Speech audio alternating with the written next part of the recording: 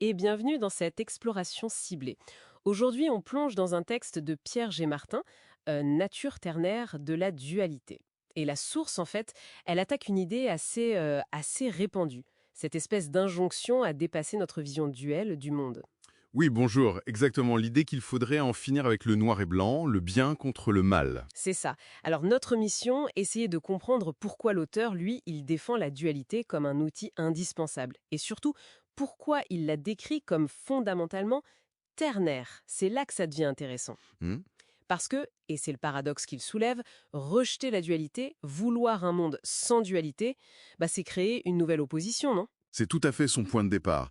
Il critique cette injonction à dépasser la dualité, vue parfois comme un signe de maturité spirituelle ou intellectuelle. Pour lui, c'est simpliste. Ça ignore la fonction même de la dualité.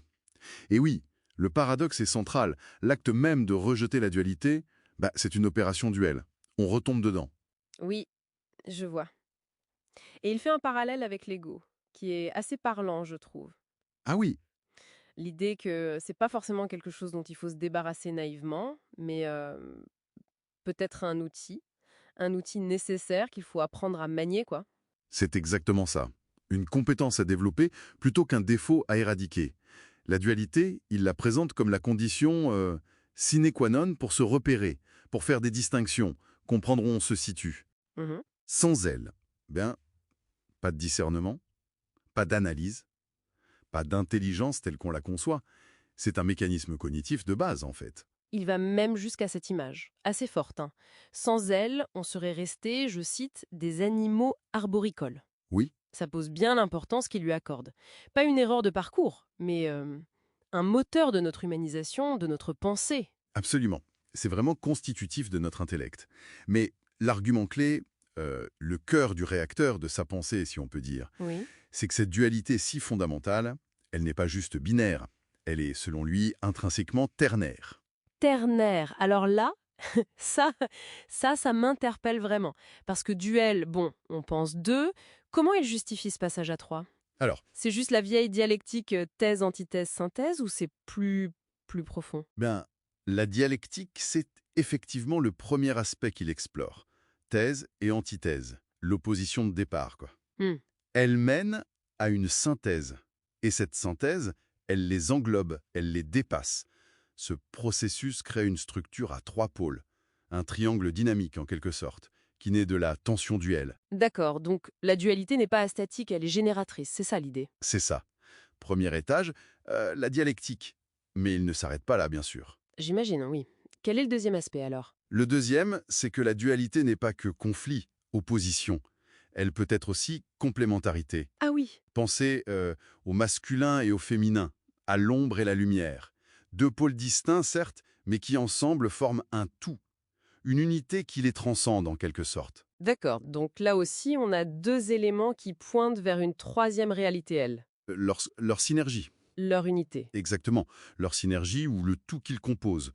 On a encore cette structure à trois, implicite ou explicite. Donc après la tension dialectique et l'union complémentaire, quel est le troisième pilier de cette trinité? Celui qu'il présente comme le plus fondamental. Oui, alors là on touche à la structure même de l'expérience consciente. Pour qu'il y ait perception ou connaissance, ou même juste, être conscient de quelque chose, il faut trois éléments, indissociables. Lesquels? Un sujet qui observe, l'observateur.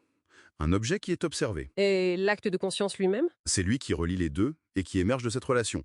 C'est une triade fondamentale, à chaque instant. Ah ouais, c'est vertigineux comme idée en fait. Ça voudrait dire que même quand je réfléchis sur moi-même, cette structure est là. C'est l'idée, oui. Un moi qui regarde une pensée, une sensation, la conscience se dédouble en quelque sorte pour se percevoir elle-même. C'est un peu ça. La conscience opère sur ce mode duel sujet-objet pour appréhender le monde, y compris son propre fonctionnement. Le piège, selon l'auteur, ce n'est pas ces structures en soi. C'est quoi alors? C'est de s'identifier de manière trop rigide. De prendre cette séparation qui est fonctionnelle pour une réalité absolue et personnelle. De se figer dedans, quoi. D'accord, je vois. Alors si on essaye de synthétiser tout ça, qu'est-ce qu'on retient de cette exploration? L'idée forte, c'est que la dualité, loin d'être une tare, c'est un outil cognitif essentiel. Essentiel, oui. La clé de lecture qu'il propose. C'est tout à fait ça. Et du coup, si on élargit un peu la perspective, La vraie question, ce n'est peut-être pas si on doit utiliser la dualité, le texte suggère qu'on n'a pas vraiment le choix, Mhm. mais plutôt comment on l'utilise, avec quelle conscience de ses mécanismes, de sa nature ternaire Oui. et de ses pièges potentiels, que c'est cette rigidification dont on parlait. Oui, l'utiliser plus lucidement peut-être. Exactement. Et pour laisser nos auditeurs avec une piste de réflexion, une question à méditer. Oui.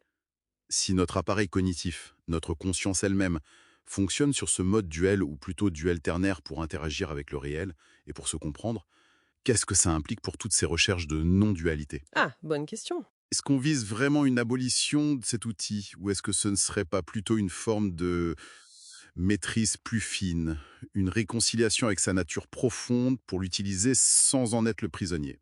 Voilà, une pensée explorée.